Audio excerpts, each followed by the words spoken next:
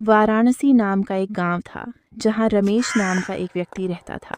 गांव वाले अक्सर उसके बारे में बातें किया करते थे। अरे रघु, देख रहे हो ये रमेश दिन भर यहीं गलियों में घूमता फिरता रहता है, कोई काम भी नहीं करता। यह सब बातें रमेश के दिल पर गहरा घाव कर देती थीं। रमेश इन बातों से तंग आकर गांव में ही एक पेड़ के पास बैठकर कुछ सोच रहा था। फिर वह अपनी पत्नी के पास जाता है और कहता है। रीना, मैं सोच रहा हूँ कि क्यों ना मैं गांव में एक होटल का काम शुरू करूँ। यह बातें सुनकर रीना कुछ सोचने लगती है कि तभी रमेश कहता है। लेकिन होटल का काम शुरू करने के लिए मेरे पास अभी पैसे नहीं हैं। ये लीजिए, ये मेरे कुछ कंगन हैं। आप इन्हें बेचकर अपने होटल का काम शुरू करो। रीना, तुम ये क्या कर रही हो?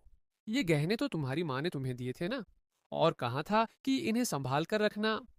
लेकिन अब इसके अलावा और कोई चारा भी नहीं है। और जब होटल के काम से कुछ पैसे आने लगेंगे तो हम फिर से कंगन खरीद लेंगे। इसलिए आप ज़्यादा सोचिए मत और सो जाइए। कल सुबह जल्दी उठना भी तो है।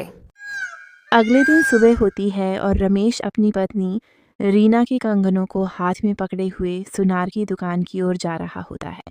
सुनिए भाई साहब, ये कुछ कंगन हैं। क्या आप बता सकते हैं कि आप इनका कितना मूल्य देना चाहेंगे? सुनार कंगनों को अच्छे से देखता है और कहता है।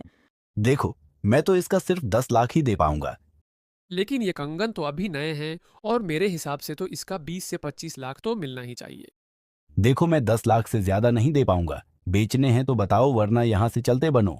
रमेश को सुनार की बातों का बहुत बुरा लगा, लेकिन उसके पास और कोई चारा भी नहीं था। ठीक है, आप पैसे दे दीजिए। जल्द ही रमेश उन पैसों से एक होटल खरीद लेता है।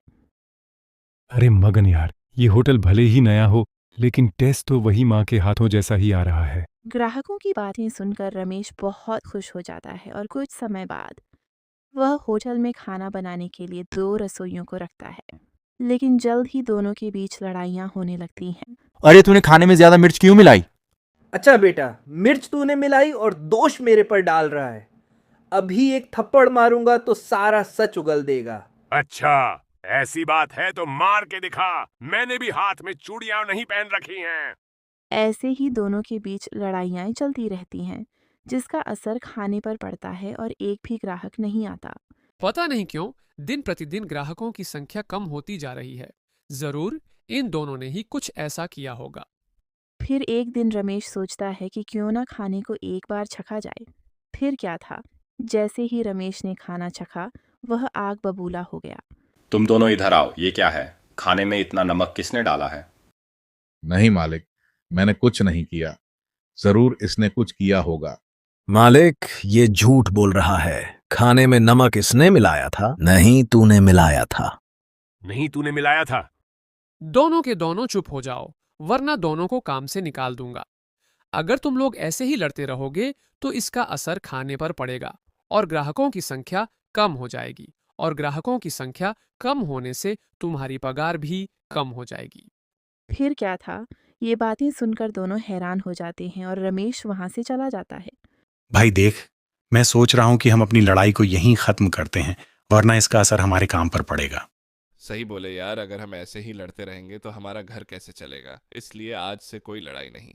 दोनों वेतन कम होने की बात सुनकर अपनी लड़ाई भूल जाते हैं और मिलजुल कर काम करने लगते हैं। धीरे धीरे ग्राहकों की संख्या बढ़ने लगती है और कुछ ही समय में रमेश इतना पैसा जोड़ लेता है कि वह अपनी पत्नी के बेचे हुए कंगन फिर से खरीद सके।